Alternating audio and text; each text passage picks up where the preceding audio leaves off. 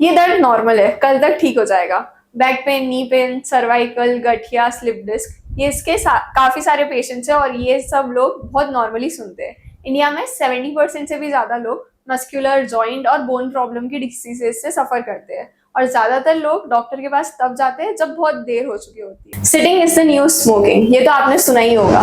तो आज इसी बारे में अपन जानते हैं। We have doctor Deepak CL with us, जिनको 20+ ईयर्स का एक्सपीरियंस है in orthopedics, trauma care, and joint replacement. Welcome to our podcast, Prioritizing Life. Let's learn about joint, knee pain, every issues you have related to the bones. We welcome you to our podcast, sir. Thank you madam. तो सबसे पहले हम ये जानना चाहेंगे कि आपकी journey कैसे स्टार्ट हुई थी। मेरी जर्नी जो है वो किसी न किसी से प्रभावित होकर ही किसी की भी जर्नी स्टार्ट होती है। मेरे घर में मेरे छोटे नाना जी थे जो डॉक्टर थे और मेरे ताऊ जी भी डॉक्टर थे, तो मुझे लगा कि और डॉक्टर की थोड़ी सोशल वैल्यू ज़्यादा होती है, तो मैंने सोचा कि क्यों ना डॉक्टर बना जाए। और मेरे में जज्बा भी है थोड़ा करुणा और दया का, तो इस वजह से फिर मैंने ये फील्ड चुनी। आपकी जर्नी काफ़ी इंस्पायरिंग है सर। हम जानना चाहेंगे, sitting is the new smoking, ये क्यों कहा जाता है? सिटिंग, आपने बिल्कुल सही कहा कि 1 घंटा अगर हम लगातार सिटिंग करते हैं तो वो 3-4 सिगरेट के बराबर होता है। बिकॉज जब हम सिटिंग करते हैं, लंबे लंबे सिटिंग जब हम करते हैं, आपने देखा होगा कई लोग ऑफिस में 8 घंटा बैठते हैं, 10 घंटा बैठते हैं, तो उससे हमारे बॉडी के मूवमेंट कम हो जाते हैं और उससे हार्ट पे इफेक्ट आता है, ब्रेन पे इफेक्ट आता है और हमारा जो हार्ट फंक्शन है वो वीक हो जाता है, हमारी लंग कैपेसिटी भी कम हो जाती है। तो इसीलिए ये हार्मफुल है और इसीलिए इसको ऐसा कहा गया है कि लंबी सिटिंग करना कुछ सिगरेट स्मोकिंग के बराबर है। तो जो इनका ऑफिस वर्क रहता है, जो 8 आवर्स तक बैठते हैं, आप उनको क्या रेकमेंड करना चाहोगे? उसके लिए उनको हर 45 मिनट में थोड़ा सा मूवमेंट करते रहना चाहिए।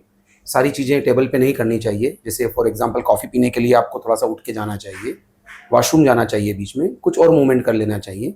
अगर मूवमेंट पॉसिबल नहीं हो तो बीच में पंजों को हिलाकर अपनी काफ मसल को स्ट्रेच कर सकते हैं। वो भी थोड़ा सा आपके इस जो प्रोलॉन्ग सिटिंग के जो नुकसान है उसको कम कर सकते हैं। सर, आपने आपकी डॉक्टर की जर्नी तो बता दी, बट हम जानना चाहेंगे आपने ऑर्थोपेडिक फील्ड ही क्यों चूज किया? ऑर्थोपेडिक्स जब मैं पढ़ता था तब काफ़ी इवॉल्विंग फेज था ऑर्थोपेडिक्स का और काफ़ी एडवांसमेंट उसमें आ रहे थे। और ऑर्थोपेडिक्स बहुत पुरानी और बहुत ही महत्वपूर्ण ब्रांच है मेडिकल साइंस की। आज से नहीं, कई सालों से, हज़ारों सालों से है। आपने सुना होगा कि आप देखते हैं कि कभी कभी जो टेढ़ा पेड़ होता है उसको एक डंडी से सीधा करते हैं, स्प्लिंट बांध देते हैं उसको और उसके आसपास रस्सी बांध देते हैं, उससे पैर आपका स्ट्रेट हो जाता है। तो ऐसे ही ऑर्थोपेडिक्स है कि जो हमारी बोन्स टेढ़ी हैं, जो टूटी हुई हैं, उनको स्प्लिंट करके, उनको सपोर्ट देके उनको सीधा करना है। तो ये मुझे बड़ा उत्साहित करती थी ये चीज़। और ओवरऑल भारत में रोड ट्रैफिक एक्सीडेंट भी काफ़ी बढ़ रहे थे और साथ में हमारी ओल्ड एज की पॉपुलेशन भी काफ़ी बढ़ रही है, तो उसमें भी काफ़ी फ्रैक्चर्स होते हैं। तो वो मुझे करने का मौका मिलेगा ऐसा सोच के मैंने ऑर्थोपेडिक्स ली और इसमें सारी उम्र के लोग ऑर्थोपेडिक्स में आते हैं, हर जेंडर के लोग इसमें आते हैं। ये स्पेसिफिक ब्रांच नहीं है, मतलब सभी उम्र के लोग इसमें आते हैं, 1 दिन के बच्चे से लेके 100 साल के बुजुर्ग तक। इसलिए मैंने ऑर्थोपेडिक्स ऑप्ट की। ओके, आप नीमच में ऑर्थोपेडिक्स के ऑलमोस्ट फर्स्ट डॉक्टर ही थे, तो आपने नीमच ही क्यों चूज किया आपका हॉस्पिटल स्टार्ट करने के लिए? हाँ, मैंने ऑर्थोपेडिक्स में एमएस इंदौर से किया और उसके बाद मैंने काफ़ी जगह काम किया। अल्टीमेटली मैं फिर एम्स में गया, all India institute Delhi science में। वहाँ मैंने 3 साल काम किया और मुझे वहाँ पे काफ़ी अच्छे गुरुजी मिले। इवन इंदौर में भी मेरे गुरु बहुत अच्छे थे, उनको देख के हम आगे बढ़े। और नीमच मैंने इसलिए चुना क्योंकि ये मेरा बर्थ प्लेस है और मैं शुरू से नीमच ही आना चाहता था। पता नहीं, मुझे नीमच अच्छा लगता था, तो मुझे लगा कि यहाँ के लोगों को सर्व करना ज़्यादा बेहतर रहेगा, इसलिए फिर मैंने नीमच पसंद किया। आपके पास कोई ऐसा पेशेंट स्टोरी है जो आपके करियर का एक टर्निंग पॉइंट था? मैं जब अपनी पीजी कर रहा था तब एक पेशेंट आया था हमारे पास, वो नीमच का ही था बट वो भोपाल में था। उसको कोई चोट लगी थी, तो उसको एक गैस गैंग्रीन नाम की बीमारी हो गई थी। और गैस गैंग्रीन जो है अभी बहुत रेयर कंडीशन है। क्लॉस्ट्रिडियम बैक्टीरिया होता है, उसकी वजह से गैस गैंग्रीन होता है। इसमें तो क्या होता है? गैस गैंग्रीन में हमारे जो टिश्यूज होते हैं, हमारी जो मसल्स होते हैं, उसमें, जिससे नाम से ही जाहिर है गैस गैंग्रीन, तो गैस उत्पन्न कर देता है वो बैक्टीरिया। तो हमारे पूरे मसल्स जो होती है वो नेक्रोज हो जाती है, यानी कि डेड हो जाती है। और डेड होने के बाद वो बहुत ही फैटल कंडीशन होती है, उसमें मरीज की डेथ तक हो सकती है।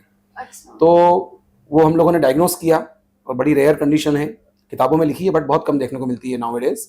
तो उसके अंदर हमको मरीज का एम्पुटेशन करना पड़ा और वो मरीज मेरे प्रति बहुत ही सहजता और संवेदना रखता था। जब भी मुझे मिलता था, क्योंकि चूंकि नीमच का ही था वो, तो हमेशा मुझे याद करता था कि डॉक्टर साहब आपने मेरी जान बचाई, और काफ़ी मेरे प्रति कृतज्ञता व्यक्त करता था।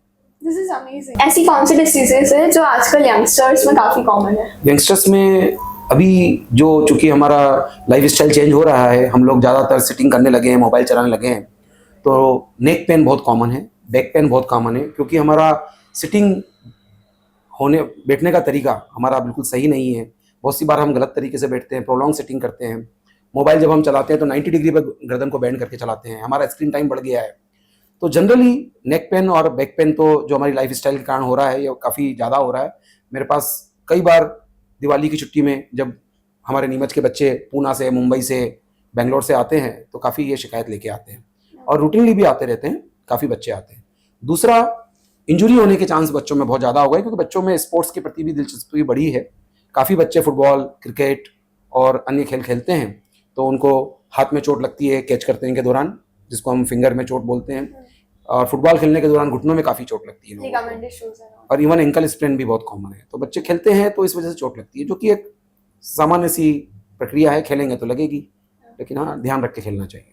आजकल अर्थराइटिस भी काफी कॉमन है, तो ये किस एज से स्टार्ट होते हैं और क्या क्या सिम्टम्स रहते हैं इसके? आर्थराइटिस वैसे 100 प्रकार का होता है, लेकिन जो कॉमन आर्थराइटिस है वो एज रिलेटेड आर्थराइटिस होता है, जिसको हम बोलते हैं कि आयु के साथ होने वाला आर्थराइटिस, और ये जनरली घुटने के अंदर ज़्यादा होता है। और हम भारतीयों के घुटने जो हैं काफ़ी सालों से थोड़े से तिरछे हैं, थोड़े से मुड़े हुए हैं, क्योंकि हमारा जो साउथ ईस्ट एशिया है वहाँ पे घुटने मुड़े हुए हैं थोड़े से, तो हम लोगों को घुटने की समस्या ज़्यादा होती है, और उसमें फीमेल पॉपुलेशन को ज़्यादा होती है। और ये तो हो गई ऑस्टियोआर्थराइटिस, जो कि एज रिलेटेड है। और एक और होता है जो घुटने की प्रॉब्लम होती है, जैसे मैंने आपको कहा, चोट की वजह से हो सकती है, जो कि यंग एज में होती है, काफ़ी लिगामेंट इंजुरी होती है लोगों को, और एक इन्फेक्शन हो सकता है किसी को, एक वो भी कारण होता है कभी कभी, और एक रूमेटॉइड आर्थराइटिस होता है, जिसके अंदर हमारे संधिवात, जिसके अंदर हमारे जोड़ प्रभावित होते हैं, उसमें भी हमारा घुटना प्रभावित होता है या अन्य जोड़ प्रभावित होता है। तो घुटने जो है उसके अंदर हमारी जो कार्टिलेज है वो घिस जाती है, और वो एक प्रकार के सूजन उत्पन्न करती है, और वो सूजन जो है हमको दर्द पैदा करती है, और फिर हमें डॉक्टर से सलाह लेनी पड़ती है। और हमारी कार्टिलेज कैसे घिसती है? कार्टिलेज बेसिकली जब वहाँ पे इन्फ्लामेशन होता है, एक इन्फ्लामेशन हम शब्द यूज करते हैं मेडिकल साइंस में, इन्फ्लामेशन मतलब होता है वहाँ पे सूजन पैदा होना, वहाँ पे कोई ऐसे तत्व आ जाना शरीर के जो वहाँ जाकर उस कार्टिलेज को डैमेज करते हैं। जैसे मैंने कहा, रूमेटॉइड आर्थराइटिस के अंदर हमारा शरीर ही हमारे जोड़ को अपना नहीं मानता, वो उसको विदेशी मानता है। तो हमारा शरीर का जो इम्यून सिस्टम है वो उस जोड़ को अटैक करता है। तो जब उस जोड़ को अटैक करता है तो वो कार्टिलेज को शरण करता है, कार्टिलेज को डैमेज करता है। अब जब कार्टिलेज डैमेज होती है तो अंदर की बोन एक्सपोज हो जाती है, और जब बोन एक्सपोज होती है तो पेन करती है, और कार्टिलेज जनरली हमको पेन से बचाती है। तो जब कार्टिलेज में घिसाव आया, कार्टिलेज में कुछ भी छिद्र हुआ या कार्टिलेज घिस गई, तो हमें दर्द पैदा हो जाएगा। तो आर्थराइटिस जेनेटिकल होता है या ये विद एज होता है? एज वाला आर्थराइटिस जैसे मैंने कहा, वो भारत के अंदर 40% लोगों को होता है आफ्टर 60 ईयर्स, और जो जेनेटिक आर्थराइटिस भी होते हैं, लेकिन वो कुछ बहुत कम मात्रा में है। रूमेटॉइड आर्थराइटिस भी कभी कभी ट्रांसफर होता है जेनेटिक्स के, लेकिन अपन 100% ये नहीं कह सकते कि ये जेनेटिक ट्रांसमिशन है इसका। और रूमेटॉइड मैंने बताया ऑटो इम्यून है। ऑटो इम्यून मतलब हमारा शरीर ही हमारे बॉडी के अगेंस्ट वर्क करता है। तो ज़्यादातर जो यंग एज में आर्थराइटिस होती है वो ऑटो इम्यून डिसीज की वजह से होती है। एक चीज मैं जानना चाहूंगी, ये मिथ है या फैक्ट, ये आप बताना। लोग बोलते हैं कि ज्यादा प्रोटीन खाने से आर्थराइटिस होता है, ये मिथ है या फैक्ट? नहीं, प्रोटीन वो एक जो गाउट है उसके अंदर जरूर बोलते हैं कि उसमें प्रोटीन बचाना चाहिए, लेकिन पर्टिकुलरली उसमें नॉन वेजिटेरियन डाइट जो होती है, जैसे कि मटन है, चिकन है, और अल्कोहल पर्टिकुलरली, उससे यूरिक एसिड बढ़ता है। तो वो जो, और ये जनरली पुरुषों में होता है गाउट, और गाउट के पेशेंट भी हमारे पास काफ़ी आते हैं जिसमें यूरिक एसिड का लेवल 9-10 तक पहुंच जाता है, और सडन पेन होता है शुरू, और बहुत ही सीवियर पेन होता है। तो उन लोगों को हम ये सलाह देते हैं कि आपको नॉन वेजिटेरियन डाइट नहीं लेनी है, और विटामिन सी रिच डाइट लेनी है। और जो वेजिटेरियन है वो भी पूछते हैं सवाल कि साहब हम दाल खाएं या ना खाएं, क्योंकि वेजिटेरियन के पास प्रोटीन का कोई सोर्स जो है वो केवल दाल है। तो मैं अपने मरीजों को दाल खाने का ना नहीं करता, क्योंकि मैं उनको स्पेसिफिकली नॉन वेजिटेरियन और अल्कोहल अवॉइड करने का बोलता हूँ, और उनको कॉफ़ी पीने का बोलता हूँ, एक डार्क चॉकलेट खाने का बोलता हूँ, और साथ में विटामिन सी रिच फ्रूट्स खाने का बोलता हूँ। तो उससे उनका यूरिक एसिड कम होता है। बाकी दाल खाने का मैं विशेष रूप से ना नहीं करता, क्योंकि प्रोटीन कहाँ से आएगा उनके पास। प्रोटीन तो चाहिए बॉडी को। तो नी पेन और नी आर्थराइटिस कैसे डिफरेंट होता है? नी पेन किसी भी कारण से हो सकता है, वो आर्थराइटिस से भी हो सकता है, वो चोट से भी हो सकता है, वो रिफर्ड पेन भी हो सकता है। कभी कभी हिप की पैथोलॉजी का जो हमारी उंगली की जो जोड़ होते हैं उसमें अगर कोई खराबी आ जाए तो हमें नी में पेन होता है, जिसको हम बोलते हैं referred pain. Okay. Even spine का पेन भी कभी कभी नी में महसूस हो सकता है। तो नी पेन के कारण बहुत सारे हैं, आर्थराइटिस उसमें से एक कारण है। नी पेन के पेशेंट्स को आप क्या मैसेज देना चाहेंगे? आजकल काफी कॉमन है नी पेन। नी पेन के मरीजों को दो चीजों का ध्यान रखना चाहिए। जो ओल्ड एज में जिनको नी पेन होता है उनको अपने वजन का ध्यान रखना चाहिए। वजन कम होते से ही उनका नी पेन 100% 50% कम हो जाता है, और हो सकता है कि उनको डॉक्टर के पास जाने की जरूरत न पड़े। तो वेट रिडक्शन बहुत इंपॉर्टेंट है नी पेन के अंदर, और पर्टिकुलरली एक्सरसाइज। हमारी जो मसल्स होती है घुटने के आसपास की, अगर हम उसको स्ट्रॉन्ग कर लें तो घुटना अपने आप को बैलेंस करता है, क्योंकि बोन पे हमारा कंट्रोल नहीं है, हमारा कंट्रोल है मसल्स पे। अगर हमने मसल्स को स्ट्रेंथनिंग दे दी, मसल्स को स्ट्रॉन्ग कर लिया, तो हमारा काफी हद तक दर्द कम हो जाएगा। और कभी कभी हम एक्सेसिव स्क्वेटिंग करते हैं, क्रॉस लेग सिटिंग करते हैं, वो अलाउड है, बट अगर हम बहुत ज्यादा करते हैं, अगर हमको तकलीफ है घुटने की, तो हमारा दर्द बढ़ सकता है। नुकसान तो कुछ नहीं होता, लेकिन दर्द बढ़ सकता है। तो वो रिलेटिव करना चाहिए, कभी करना चाहिए, कभी नहीं करना चाहिए। ओके। तो क्या आर्थराइटिस रिवर्स हो सकता है? बिल्कुल हो सकता है, आर्थराइटिस रिवर्स हो सकता है। अगर ट्रॉमेटिक है तो उसका एक अलग मैनेजमेंट है। अगर सामान्य तकलीफ है तो वो कसरत व्यायाम से ठीक हो जाती है, वेट एंड लॉस से ठीक हो जाती है। रूमेटॉइड आर्थराइटिस जो है, मैंने कहा ऑटोइम्यून जो प्रॉब्लम है, उसमें आपको दवा लेनी पड़ती है प्रॉपर्ली। आप लेते हैं तो 33% चांस है कि वो रिवर्स हो जाए या रिवर्सल हो जाए उसका। और ऑस्टियोआर्थराइटिस जो है ओल्ड एज के अंदर, उसमें अगर हम वजन कम करते हैं तो हमारी डे टू डे एक्टिविटी इतनी ज्यादा प्रभावित नहीं होती, हमें किसी ऑपरेशन वगैरह की जरूरत नहीं पड़ती है। आर्थराइटिस में भी ऑपरेशन होते हैं? आर्थराइटिस में भी ऑपरेशन होते हैं। और जो आपने कहा था पिछली शुरू में जब आप इंट्रोडक्शन दिया था, रिप्लेसमेंट जो होता है, टोटल नी रिप्लेसमेंट, वो आर्थराइटिस में ही होता है। जब हमारा घुटना काफी घिस जाता है और उसकी जो ग्रेड है वो ग्रेड 4 तक पहुंच जाती है, ग्रेड 3 तक पहुंच जाती है, और मरीज को डे टू डे एक्टिविटी में काफी दिक्कत आती है, जैसे उसका उठना बैठना चलना, और सोशल एक्टिविटी जब उनकी प्रभावित हो जाती है, तो मरीज खुद डिमांड करता है कि साहब अब मुझको ऑपरेशन करवाना है।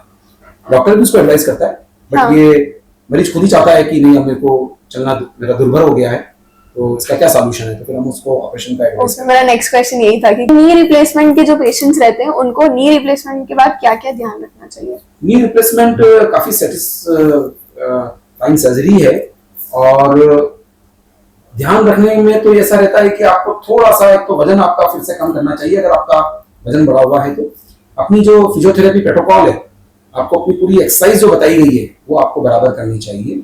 और नी रिप्लेसमेंट आजकल बहुत अच्छी क्वालिटी के आ गए हैं, जिनकी आयु 20-20, 25-25 साल है। अगर आप अपना ध्यान रखते हैं और डॉक्टर के इंस्ट्रक्शन का फॉलो करते हैं तो 100% आपका नी बहुत लंबे समय तक चल सकता है, और दोबारा फिर कभी ऑपरेशन की जरूरत आपको नहीं पड़ती है। ऐसा 95 से 99% केस में होता है। वर्क फ्रॉम होम काफी डैमेज कर रहा है, जैसे सर्वाइकल पेन है, ये बहुत यंगस्टर्स में कॉमन है। सर्वाइकल पेन एक्चुअली, हमारी सर्वाइकल का मतलब होता है हमारी सर्वाइकल वर्टिब्रा, यानी कि गर्दन की जो हड्डी होती है रीढ़ की, उसको हम सर्वाइकल बोलते हैं। तो इसको आपने जो कहा सर्वाइकल पेन बहुत कॉमन है, मैंने वही कहा। हमारा स्क्रीन टाइम काफी बढ़ गया है, और हम लोग 2-2 तकिए लगा के सोते हैं, कभी सोफे पे जाके हम मोबाइल चलाते हैं लेट के। तो एक तो हमारा सोने का तरीका सही नहीं है, एक हम गर्दन को काफी बेंड करके मोबाइल चलाते हैं। तो भगवान ने हमारा सिर बनाया 12 किलो का, और गर्दन उसको होल्ड करती है। तो जैसे ही हम हमारी गर्दन को बेंड करना शुरू करते हैं, तो वो जो प्रेशर है गर्दन पे, वो 12 की जगह 24 kg, और 24 की जगह पे 36 kg हो जाता है। तो गर्दन को ज्यादा प्रेशर लगता है और ज्यादा उसको काम करना पड़ता है। तो गर्दन की जो डिस्क होती है, जो जिसको आपने सर्वाइकल वर्टिब्रा कहा अभी, वहां से वो डिस्क प्रोलैप्स हो जाती है, और जब वो प्रोलैप्स हो जाती है तो हमको गर्दन में दर्द होता है, हाथों में झंझनाहट होती है, और एक्सट्रीम कंडीशन में हमारे पाँव में और चारों हाथ पाँव में वीकनेस भी आ सकती है, बट वो रेयर है। जनरली सब ठीक हो जाते हैं अगर हम अपनी कसरत का ध्यान रखें, पोस्चर का ध्यान रखें तो ठीक हो जाए। अच्छा, ये रिवर्सिबल है। जिमिंग हेल्पफुल है या हार्मफुल है? हेल्पफुल है। जॉइंट्स के पर्सपेक्टिव से हेल्पफुल है, जिम करना चाहिए। तो एक्सेसिव जिमिंग हेल्पफुल है, हार्मफुल है? हार्मफुल है।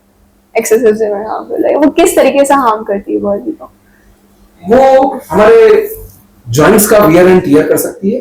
अगर हमारी हार्ट की कैपेसिटी कम हो तो हमारे हार्ट को भी वो प्रॉब्लम कर सकती है, क्योंकि हमारी बॉडी एक पर्टिकुलर लेवल तक ही सहन करने की शक्ति रखती है। अगर हम उसके ऊपर जाते हैं तो सडन हमको कोई मेडिकल इमरजेंसी हो सकती है, पर्टिकुलरली कार्डियक, ओके। एक्यूट में कार्डियक हो सकती है। तो इसका ध्यान रखना चाहिए। और जिस जगह आप जिम कर रहे हैं वहाँ पे वेंटिलेशन प्रॉपर होना चाहिए, ऑक्सीजन की सप्लाई बराबर होनी चाहिए। जिम जनरली तलघर में होते हैं, एकदम क्लोज उसमें होते हैं, तो वहाँ पे ऑक्सीजन का लेवल कम होता है। तो जिम थोड़े से ओपन भी होने चाहिए। और आपको भी अपना ध्यान रखना चाहिए कि एक्सट्रीम कंडीशंस में आपको जिमिंग नहीं करनी चाहिए कि बॉडी उसको टॉलरेट ना कर सके। ओके, एक काफी इंटरेस्टिंग स्टडी है कि आफ्टर मैरिज वुमेन का the level of back pain, slip disc, ये सब इंक्रीज हो जाता है। तो इसके पीछे क्या? इसके पीछे एक प्राकृतिक बनावट तो है ही अपनी जगह पे, क्योंकि जब शादी के बाद महिला जब माँ बनती है, उनको मातृत्व सुख मिलता है, तो जनरली वहाँ की जो मसल्स होती हैं वो रिलैक्स हो जाती हैं, वहाँ की बोन से रिलैक्स हो जाती है। तो बहुत से लोग उसकी शिकायत करते हैं कि उनको कमर में दर्द हो रहा है। और आपने देखा होगा कि house hold work generally Bharat में अभी भी महिलाएं ज्यादा करती हैं, तो उनको काफी झुकना पड़ता है, झुक के काम करना पड़ता है, जैसे कि साफ सफाई का वर्क है या और भी कोई वर्क है। तो इस वजह से उनको बैक पेन होता है। साथ में उनकी डाइट में भी डेफिशिएंसी होती है। तो ये बेसिकली लाइफस्टाइल, न्यूट्रिशन और वर्कलोड तीनों के कारण से। ओके। और न्यूट्रिशन भी एक प्रॉब्लम है महिलाओं का, लेकिन अब जागरूकता आ रही है तो डेफिनेटली उनकी न्यूट्रिशन वाली जो प्रॉब्लम है, सप्लीमेंट्स, वो बढ़ रहा है। उनकी डाइट भी बेटर हुई है, उनकी थाली बेटर हुई है। स्लिप डिस्क भी काफी कॉमन है लोगों में, तो वो किस रीजन से होता है? स्लिप डिस्क भी एक प्रकार का हमारी लाइफस्टाइल प्रॉब्लम है। जब हम बहुत भारी वजन उठा लेते हैं हमारी क्षमता से ज्यादा, तो हमारी कमर की जो एक डिस्क होती है, जिसको हम लंबर वर्टिब्रा बोलते हैं, वहां से डिस्क निकल जाती है और वो निकल के पैर की नसों को दबा देती है। जिसने आपने सुना होगा नाम, कॉमन शब्द बोलते हैं इसको साइटिका। हाँ, इज वेरी कॉमन, साइटिका। तो एक साइटिक नर्व होती है जो कि L4 L5 डिस्क के पास होती है। वो जब दब जाती है तो हमारे पाँव में झंझनाहट होती है, बहुत तेज दर्द होता है, हम झुक नहीं पाते हैं, हम करवट नहीं ले पाते, तो उसको हम साइटिका बोलते हैं। और वो जो आपने लो बैक पेन कहा, वो इसी वजह से होता है। साइटिका और स्लिप डिस्क दोनों सेम होता है? सेम है। तो बेल्ट यूज करने से इसमें हेल्पफुल रहता है, ये रिकवर कर सकता है? बिल्कुल, बेल्ट एक साइकोलॉजिकल बेनिफिट देता है हमको और कुछ हमें रेस्ट देता है। लेकिन लंबे समय तक बेल्ट लगाना बैकफायर भी करता है, कभी कभी उल्टा करता है, हमारी मसल्स को वीक कर देता है। अच्छा। तो बहुत लंबे समय तक कमर का बेल्ट नहीं लगाना चाहिए, उसको लगा के फिर खोलना भी चाहिए। और लंबे समय तक 6-6 महीने 4-4 महीने नहीं लगाना चाहिए, नहीं तो उससे हमारी मसल्स और वीक हो जाती है। तो मेरा तो ये रिकमेंडेशन है, बेल्ट आप लगाएं, लेकिन जब आपका दर्द बहुत ज्यादा हो तब लगाएं, या आप ट्रेवल कर रहे हैं तब लगाएं, लेकिन लगातार लगाने से आपको नुकसान हो सकता है। इंडिया में अगर कोई भी जॉइंट प्रॉब्लम है तो फैमिलीज यूं बोलती है तेल की मालिश कर लो, डॉक्टर के पास बाद में जाना। तो तेल की मालिश कितना हेल्प करती है और कौन कौन से ऑयल्स इसमें यूज कर सकते हैं? तेल की मालिश जो है, बेसिकली जब हम मालिश करते हैं तो सर्कुलेशन बढ़ता है, खून का दौरा बढ़ता है, तो उससे एक डेफिनेटली एक हमको रिलीफ मिलता है। और एक और जो मेरा कंसेप्ट है, कहीं लिखा नहीं किताब में, लेकिन एक स्पर्श चिकित्सा नाम की चीज होती है। जब कोई बीमार व्यक्ति के पास में हम जाके उसको तेल लगाते हैं या कोई ऑइंटमेंट लगाते हैं या उसको हाथ लगाते हैं, तो उसको थोड़ा सा एक सूदिंग इफेक्ट भी आता है, उसको अच्छा लगता है कि मेरी केयर हो रही है। हाँ। तो उससे भी उसको एक हैप्पी हार्मोन्स निकलते हैं, तो उसका पेन उसका कम होता है। तो एक तेल का ये साइकोलॉजिकल इफेक्ट है। बाकी तेल हम कोई सा भी लगा सकते हैं, भारत में जनरली सरसों का तेल लोग ज्यादा लगाते हैं, बट जोर से मालिश करने से नुकसान हो सकता है। अच्छा। तो उसको बहुत हल्के हाथ से करें मालिश। और पर्टिकुलरली बच्चों में कभी मालिश ज्यादा नहीं करनी चाहिए कोहनी के आसपास, नहीं तो कोहनी एकदम हमारी स्टिफ हो जाती है। तो मालिश बहुत करें, लेकिन बहुत जेंटल तरीके से करें, कभी भी तेज मालिश और ताकत से मालिश नहीं करें। हाँ, ऐसा है कि ऑयल की मसाज से मोस्टली लिगामेंट्स इश्यूज भी होती है, तो वो हाँ, तेज मालिश से हमको इंजुरी हो जाती है। और हमारे पास कई पेशेंट आते हैं जो बोन सेटर्स से मालिश कराते हैं, और जब वो ताकत लगा के मालिश करते हैं तो उनको इन्फेक्शन हो जाता है, और बल्कि जो ठीक होने वाली होती है उसकी ठीक होने की जो समय सीमा है वो बढ़ जाती है। पेन किलर कितना यूजफुल है और हार्मफुल है लॉन्ग टर्म तक लेने के लिए? पेन किलर दो धारी तलवार है। अगर उसको सही लें तो वो हमको रिलीफ देता है, और अगर ज्यादा लें तो वो काफी हार्मफुल हो सकता है। पेन किलर ज्यादा लेने से किडनी पे असर सबको पता है होता है, हार्ट की प्रॉब्लम्स भी होती है, यहाँ तक कि आपकी श्रवण शक्ति भी कम हो सकती है, आपको आंखों से दिखाई भी कम दे सकता है। तो डिपेंड करता है कि आपने कितना पेन किलर लिया है। साइड इफेक्ट्स ज्यादा है, बहुत ज्यादा है अगर आप ज्यादा मात्रा में लेते हैं और डॉक्टर की बिगड़ सलाह भी लेते हैं। पेप्टिक अल्सर तक हो सकता है, यानी कि पेट में जो हमारी आहार नली है उसमें छेद होके वहां से ब्लड भी निकल सकता है।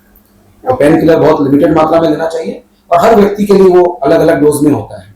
अगर आपको कोई दूसरी बीमारी है, जैसे मान लीजिए डायबिटीज है, हार्ट की प्रॉब्लम है, आपको कोई पैरालिसिस आया है या अन्य कोई तकलीफ है या लीवर की तकलीफ है, तो अलग अलग किस्म के पेन किलर अलग अलग व्यक्ति को दिए जाते हैं। तो आपके एक्सपीरियंस से इंडियन लोग क्या ऐसी ट्रेडिशनल चीजें हैं जो साइंस के हिसाब से गलत है और वो करते हैं ऑर्थोपेडिक्स में?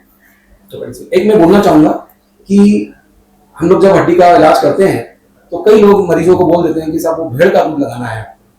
भेड़ का दूध एक होता है, जैसे हमारा मिल्क होता है ना, काऊ मिल्क, कैसे भेड़ का दूध होता है। तो एक्चुअली मैं सबको ना करता हूँ और शहर के मरीजों को भी ना करता हूँ कि आपको भेड़ का दूध नहीं लगाना है। उनको मैं बोलता नहीं हूँ क्योंकि मुझे पता नहीं, मुझे लगता है कि ये कहाँ से एक्सेस करेंगे। लेकिन ज्यादातर शहर के मरीज जो हैं वो भेड़ का दूध मंगा लेते हैं और लगा लेते हैं, क्योंकि उनका दूध वाला आके उनको भेड़ का दूध दे देते हैं। वो बहुत अच्छा कंसेप्ट था, पुराने जमाने में था, क्योंकि भेड़ के दूध में वसा की मात्रा ज्यादा होती है, जो मैंने समझा। तो वो जब हमारा प्लास्टर लगने के बाद या इलाज होने के बाद हमारी चमड़ी रूखी हो जाती है, तो उस वक्त वैसलीन बोरोलिन तो होती नहीं थी, तो लोग भेड़ का दूध लगाते थे ताकि जो उसमें वसा है वो उससे उनकी स्किन सॉफ्ट हो जाए। बट लेकिन उसका कोई साइंटिफिक कारण नहीं है, उसको नहीं लगाना चाहिए, वो हार्मफुल होता है। मतलब भेड़ का दूध is just for moisturiser purpose according to me. ये मॉइस्चराइजर है और वो जो पुराना कंसेप्ट था भेड़ का दूध लगाने का, वो हमारे पूर्वजों ने इसीलिए बनाया होगा कि प्लास्टर लगने के बाद जो स्किन पतली हो गई है, स्किन डेड हो गई है, तो क्या चीज लगाएं। वो बोन्स में कुछ हेल्प नहीं करता, बोन्स में कोई हेल्प नहीं करता है, केवल वो स्किन को हमारी बेहतर करता है। अच्छा, ये एजिंग इश्यूज ये भी है कि आफ्टर अ सर्टेन एज कुछ कुछ लोग चल नहीं पाते हैं और डॉक्टर्स बोलते हैं ये जेनेटिकल है, मोस्टली जनरेशन से चला आ रहा है। सो फॉर एग्जांपल अगर 55 ईयर ओल्ड लेडी है, she will do all the work but वो बेड रिडन है, नीचे स्टेयर्स पे नहीं चल पाएंगे, तो ये जेनेटिकल इश्यूज भी रहते हैं बोन में? बोन में कई जेनेटिकल प्रॉब्लम होती है, लेकिन वो इतनी लंबी एज तक नहीं जाती है। बेसिकली एक कंडीशन होती है ऑस्टियोजेनेसिस इम्परफेक्टा होता है, उसके हम हमारी बोन ब्रिटल हो जाती है। तो बोन बचपन में टूटने लगती है, उसमें मल्टीपल फ्रैक्चर्स हो जाते हैं। तो ऐसे जेनेटिक प्रॉब्लम जो होती है वो बचपन में ही कवर हो जाती है। जैसे आपने सुना होगा फ्लोरोसिस, जो पानी के अंदर जब फ्लोराइड की मात्रा ज्यादा होती है, या बहुत से बच्चे टूथपेस्ट करते हैं तो हमारे टूथपेस्ट को खा जाते हैं, तो उसमें फ्लोराइड होता है, तो वो दांतों को खराब करता है, बोन को हार्ड कर देता है, बोन को ब्रिटल कर देता है। तो वो चीजें हैं जो हमारी लाइफस्टाइल की वजह से और जेनेटिक्स की वजह से होती है। लेकिन जो आपने प्रश्न किया 55 साल के अंदर, वो उसके अन्य कारण हैं, जैसे कि बोन की हड्डी में शरण होना, जिसको हम बोलते हैं ऑस्टियोपोरोसिस, या कोई ऐसी स्पाइन की कंडीशन जिसमें मरीज चल ना पाए, तो अन्य कारणों से वो बेड पे रहता है। लेकिन ऐसा कोई जेनेटिक कारण नहीं है जिसमें मरीज बेडरिडन हो जाए इस एज में आके। ओके। आजकल ओल्ड एज में हिप फ्रैक्चर काफी कॉमन है, स्लिप हो जाते हैं बाथरूम में, रूम में, तो उसके लिए क्या प्रिकॉशंस ले सकते हैं? ओल्ड एज में जो कुल्ले के फ्रैक्चर होते हैं बहुत ज़्यादा होते हैं, इससे काफ़ी बर्डन पड़ता है परिवार पर, इकोनॉमिक भी, और ओल्ड एज के पेशेंट्स को चलने फिरने में भी काफ़ी दिक्कत आती है। हमारा एक मोटो था ऑर्थोपेडिक्स के अंदर कि life is movement and movement is life. अगर हम चलते फिरते रहते हैं तो ही हमारी लाइफ है। तो ये बहुत ज़रूरी है कि हम उनकी मोबिलिटी को मेंटेन रखें। उनके लिए हम कुछ ऐसे उपाय करें घर में जिससे वो कम गिरे। जैसे उनकी हड्डियों को मजबूत करने के लिए हम उनको पर्टिकुलर सप्लीमेंट्स दें, उनकी आई साइट चेक कराएं ताकि उनको बराबर दिखे, क्योंकि इस उम्र में आते आते दिखना भी कम हो जाता है, कैटरेक्ट हो जाते हैं। तो गिरने से बचाने के लिए उनकी आंखें अच्छी होनी चाहिए। उनकी मसल्स को भी हमें थोड़ा सा मजबूत करना चाहिए, उसकी मसल्स बैलेंसिंग करवानी चाहिए या उनको थोड़ा सा ध्यान देना चाहिए, तो इससे वो गिरने की संभावना उनकी कम हो जाती है। दूसरा, बाथरूम के अंदर हमें बार्स लगाने चाहिए जिसको हम पकड़ सकें गिरते वक्त, और बाथरूम में भी राउंड द क्लॉक लाइट चालू रखनी चाहिए बुजुर्ग लोगों के बाथरूम में, ताकि रात में उनको स्विच ऑन और ऑफ ना करना पड़े। और एक और चीज़ है, घर में कारपेट्स नहीं होने चाहिए, या कोई ऐसा चीज़ जो उनके पाँव से टकरा जाए वो उनके रास्ते में नहीं होनी चाहिए, क्योंकि ज़्यादातर वहीं वो गिरते हैं और उनको फ्रैक्चर हो जाता है, क्योंकि हड्डियाँ बहुत कमज़ोर हो चुकी होती है। मैंने ये चीज भी सुनी है, जिम में लोग ऐसा बोलते हैं कि जिम जाते हैं वो बॉडी बना रहे हैं और जो घर का काम कर रहे हैं, लाइक झाड़ू हो गया, पोछे हो गए, तो इससे बॉडी घिसती है। तो क्या सच में वो बोन घिसती है? नहीं, घर का काम करने से भी काफ़ी सुकून मिलता है, और वो हमारे मेंटल हेल्थ के लिए भी ज़रूरी है और हमारी फिजिकल हेल्थ के लिए भी ज़रूरी है। घर का काम करने से ये ज़रूर है कि आपका मसल्स मास नहीं बनेगा, लेकिन आपकी मसल्स एक्टिव हो जाएगी और आपको वो हेल्पफुल है, वो हेल्पफुल है। जिम भी हेल्पफुल है, लेकिन घर का काम भी हेल्पफुल है। तो क्या घर का काम जिमिंग के बराबर है? हाँ, घर का काम अगर आप स्वयं करते हैं खुद का, तो वो जिम के बराबर है। हाँ, लेकिन अगर आपको मसल्स थोड़ी सी स्ट्रांग करनी है तो उसके लिए आपको कुछ कुछ वेट उठाना पड़ेगा और कुछ रेजिस्टेंस एक्सरसाइज करनी पड़ेगी, जैसे रनिंग करनी पड़ेगी या कुछ वेट लिफ्ट करना पड़ेगा, तभी आपकी मसल्स थोड़ी सी स्ट्रांग होगी। ओके, तो मैंने अभी बहुत सारी विमेन देखी है जो 60 प्लस है, वो उन्होंने पूरी लाइफ घर का काम किया है, now they go into exercising, yoga classes जाते हैं ताकि उनके बोन रिलेटेड इशू ना हो। तो आप किस एज से एक्सरसाइजिंग स्टार्ट करने का रेकमेंड करेंगे? एक्सरसाइज तो सभी को करनी चाहिए, और आपने जैसा प्रश्न किया कि 60 साल के बाद वो जाने लगे हैं, ये बहुत अच्छी बात है, अच्छी जागरूकता आई है उनमें और जाना चाहिए, क्योंकि हमारी बॉडी की फ्लेक्सिबिलिटी बढ़ जाती है। दूसरा, हमारी जो मेंटल हेल्थ है, फिजिकल हेल्थ है, वो बेटर होती है। जब हम योगा करते हैं तो हम अपने साथ होते हैं, तो हमारे हार्मोन्स जो हैं, कार्टिसोल लेवल हमारा कम होता है, हमारी एंजाइटी कम होती है, और साथ में मसल्स भी हमारी बेहतर होती है। तो करना चाहिए योगा, और योगा करने से कोई नुकसान नहीं है, कोई नुकसान नहीं है, फायदा ही फायदा है। ओके, एक अब अपन एक्सीडेंट्स पे आते हैं। एक्सीडेंट्स में भी काफी बोन इंजरी जी, होती है, जी। उसमें गोल्डन आवर करके एक टर्म है, तो वो क्या होता है? गोल्डन आवर बहुत ही इंपॉर्टेंट टर्म है, और ये बहुत ही साइंटिफिक तरीके से बनाया गया शब्द है। इसका मतलब ये है कि 1 घंटे के अंदर अगर हम किसी इमरजेंसी में अस्पताल पहुंच जाते हैं तो हमारी लाइफ के बचने के चांसेस काफ़ी हो जाते हैं। जैसे कि किसी को अगर बहुत दुर्घटना हो गई है, बहुत ज़बरदस्त दुर्घटना हुई है, मरीज सीरियस है, अगर आपने उसको 1 घंटे में हॉस्पिटल में पहुंचाया तो उसके बचने के चांस ज़्यादा है।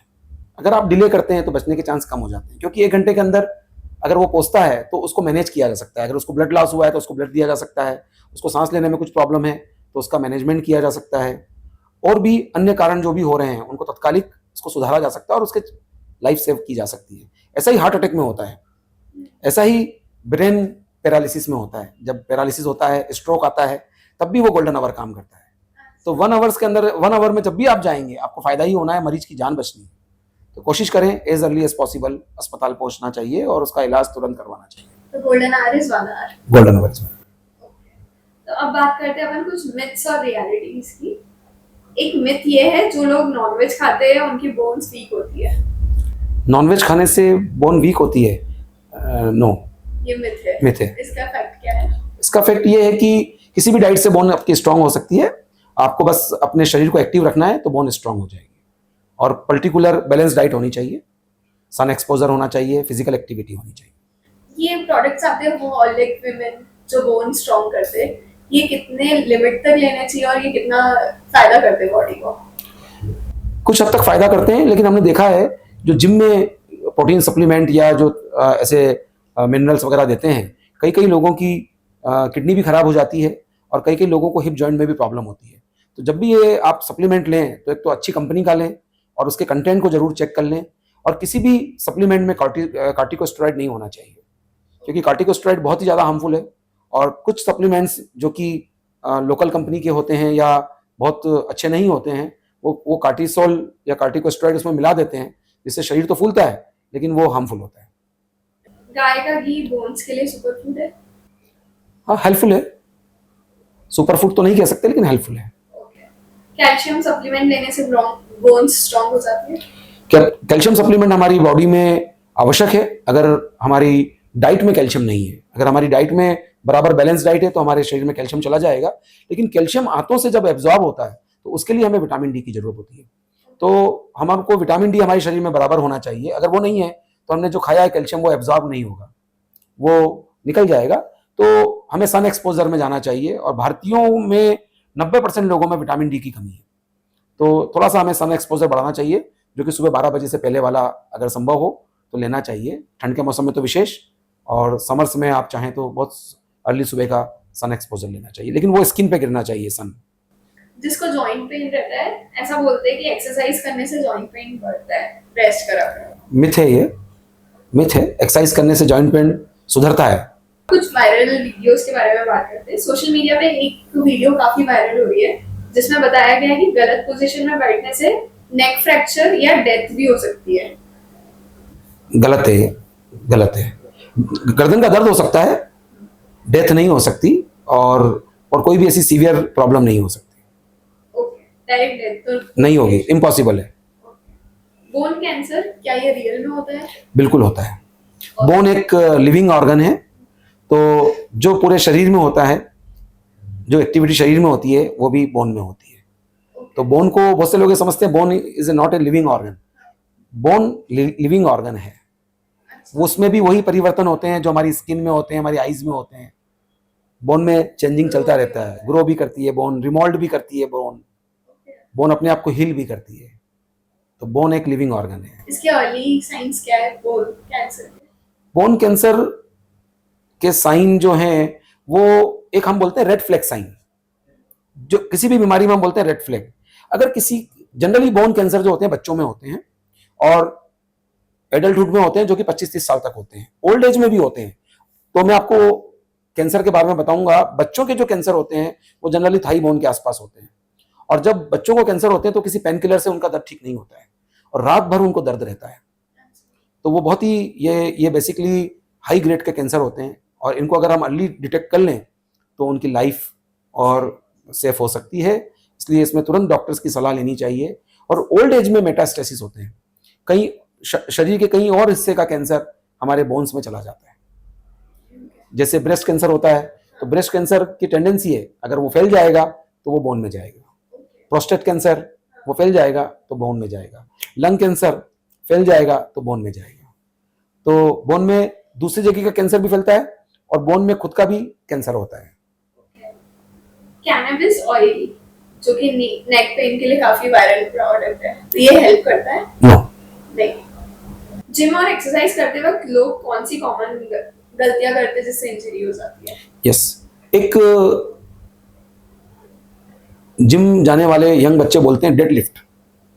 मेरे पास कई पेशेंट आते हैं, महीने में 4-5 पेशेंट आते हैं जो बोलते हैं हमने डेड लिफ्ट किया था।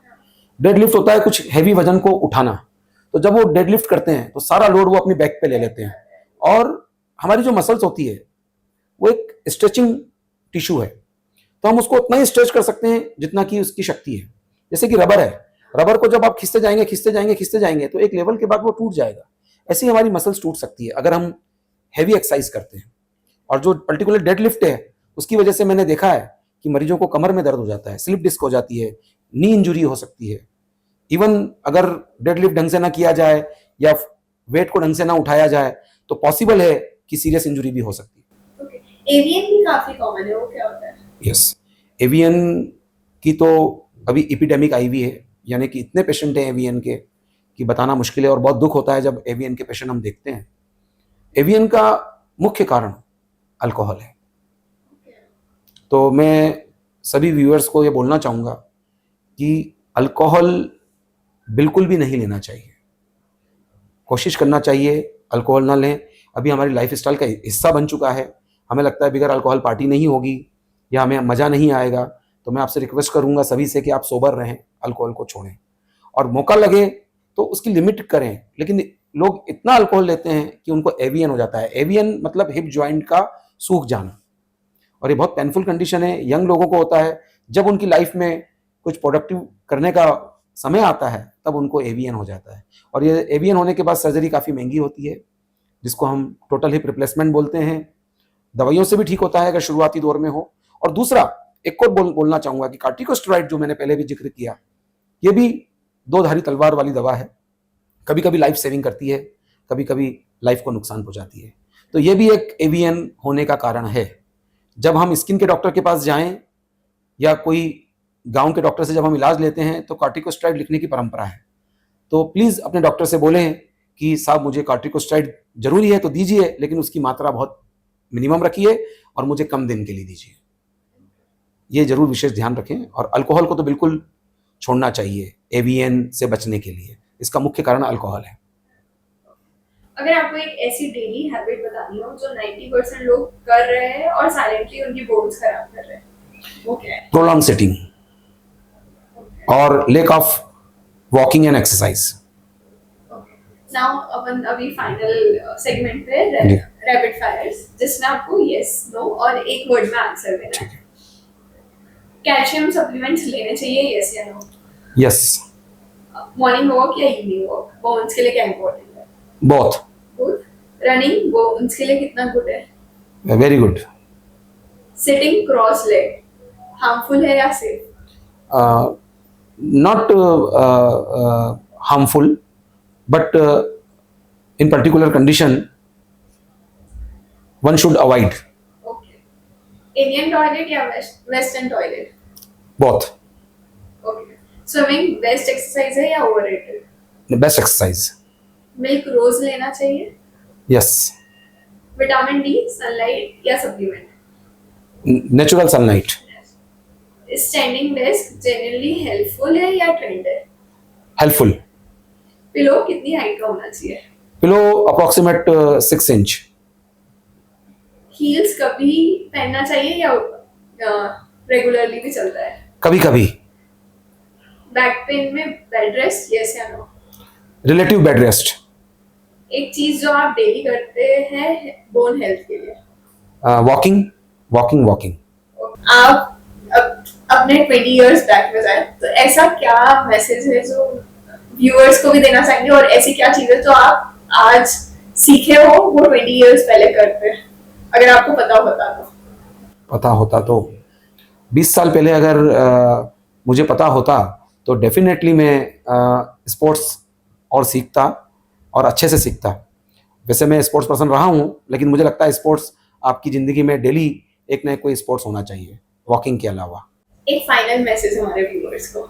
बोन हेल्थ के लिए बस मैं आपको यही कहना चाहूँगा कि आप फिजिकली एक्टिव रहें, वॉक करें, स्ट्रेचिंग एक्सरसाइजेस करें, अपनी बैलेंस डाइट रखें, स्मोकिंग अवॉइड करें, अल्कोहल अवॉइड करें, और साथ में हमारे रोड ट्रैफिक नियमों का पालन करें ताकि हम किसी भी दुर्घटना से बचें और हमारी हड्डियां टूटने से बच जाएं. Thank you ji, so much thank doctor, you. आज हमें ज्वाइन करने के लिए. ये कॉन्वर्सेशन काफी सारे व्यूअर्स को हेल्प करेगी बोन हेल्थ से रिलेटेड. धन्यवाद आपका, और बहुत अच्छा लगा मुझे पीजी डिजिटल सॉल्यूशन में आने का, और आपने बहुत ही अच्छे से क्वेश्चन फ्रेम किए, इसके लिए आपको बहुत बहुत धन्यवाद. थैंक यू, आपने टाइम निकाला सर. Thank you. तो हम आपसे मिलते हैं हेल्थ केयर से रिलेटेड और मीनिंगफुल और इंसाइटफुल नेक्स्ट कॉन्वर्सेशन में. तब तक आप अपने पोस्चर का ध्यान रखिए, सीधा बैठिए, पानी पिए और अपनी बोन्स का ख्याल रखिए. Stay happy and take care of yourself.